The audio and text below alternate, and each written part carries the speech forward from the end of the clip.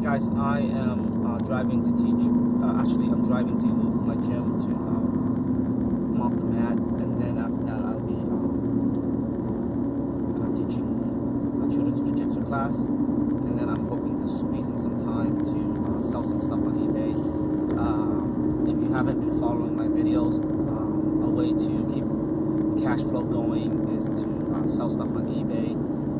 Gary Vee recommended this, and I actually started doing it a couple years ago, but I wasn't consistent with it. And now that I'm 100% self-employed, I pick and choose what I do, and selling stuff on eBay allows me to control my time, gives me flexibility. It allows me to keep the cash flow going. You know, it's a little bit stressful because you have to buy stuff and then you have to flip them, and it's a learning process, but I'm getting better and better at it literally each week. Anyways, guys, I want to talk about David and Goliath and false positive, and basically it's about, I want to talk about David and Goliath and false positive because they kind of like come together.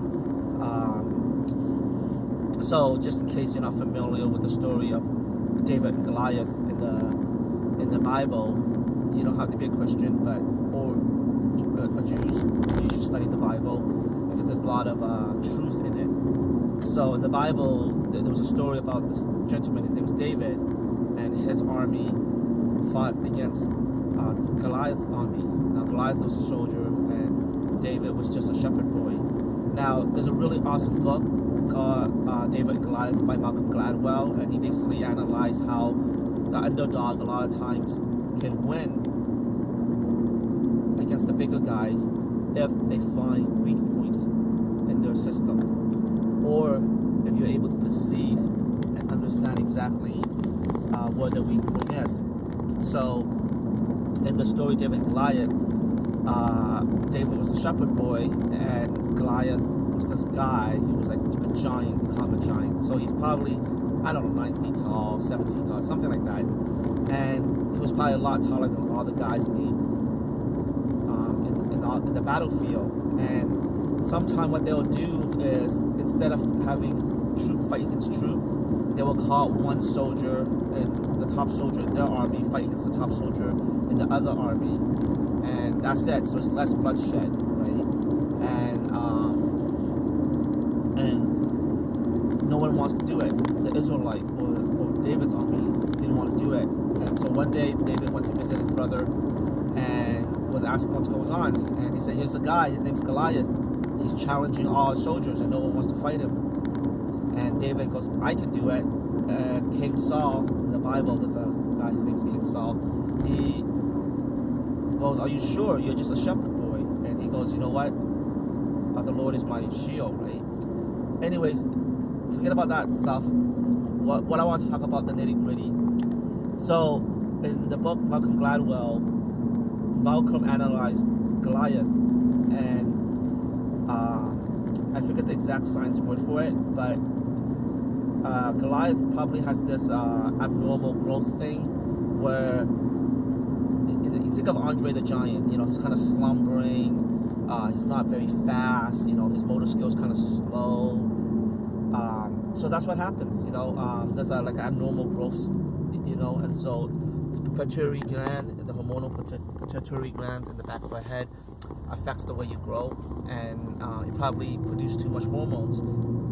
And so pituitary gland, and it affected him. And so from a distance, you can't tell that he was actually very slow. And in the Bible, it casually mentioned that Goliath needed two servants to help him put on the armor and help him carry his shield and his spear to give it to him. Now, Malcolm deduced it that he was actually very slow and slumbering. So he was basically a mannequin, right? And these guys had to give him stuff because he was so slow in moving. And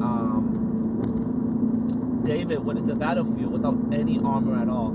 All he had was a slingshot, right? So a little sling, because he's a shepherd boy, so he would take a little pebble and put it in a sling, and he would like swing it at like stuff to kill wolves and stuff, and he got really good at it, right? And in the book David and Goliath from Malcolm Gladwell, he analyzed that these guys were so good at it back then that they had such a really high accuracy rate, up to 200 meters or something like that. I can't remember, read the book, but when Goliath fought against David, he was expecting a conventional fight, in the sense that David would go fight with him with a spear or a sword or whatever. Instead, David engaged Goliath from a distance, swinging pebbles at him, right? And I think in the Bible, David got him with the second pebble, right? And basically knocked him over. And so what's my point of the story? The point of my story is that you need to understand your enemy, or the person you're competing against, their strength and weakness. And you also got to understand your strength and weakness, and you got to work from the domain of your strength and against the domain of your enemy's weakness, right? And so a lot of times we look at people or corporation or people we're trying to compete against, and we're thinking we want to compete against them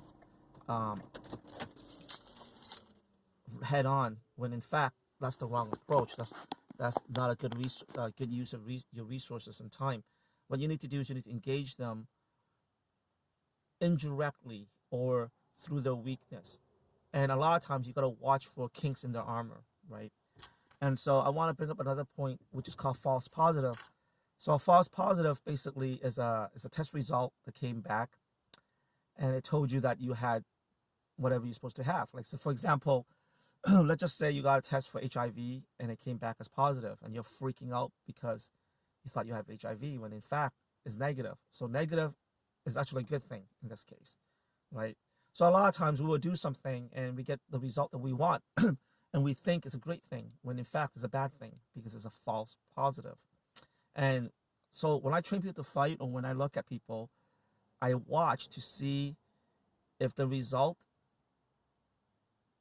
came about because it came about through chance or through circumstances that they didn't understand to replicate, or it came about and I can replicate that, or it came about and I can take that away from them, right?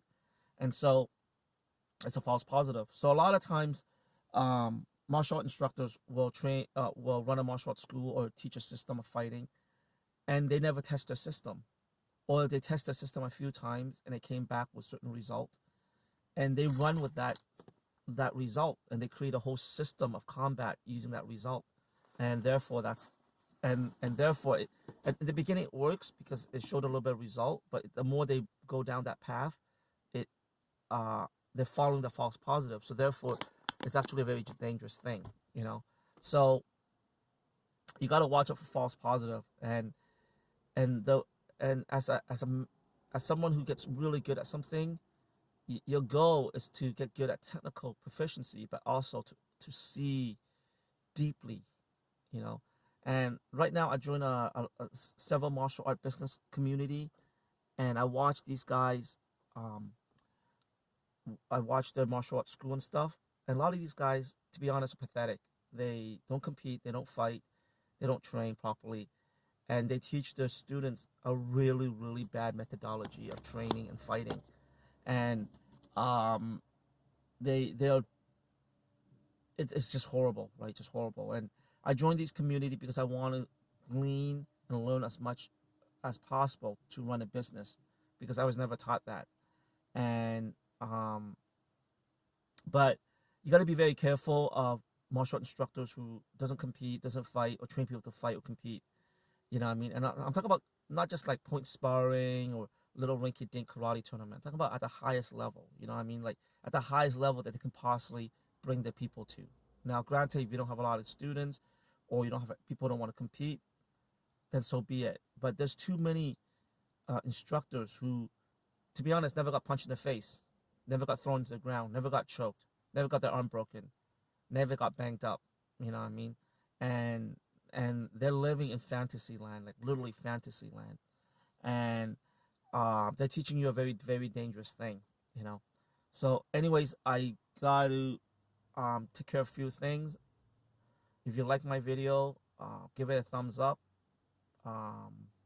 comment on it, and I will talk to you guys later.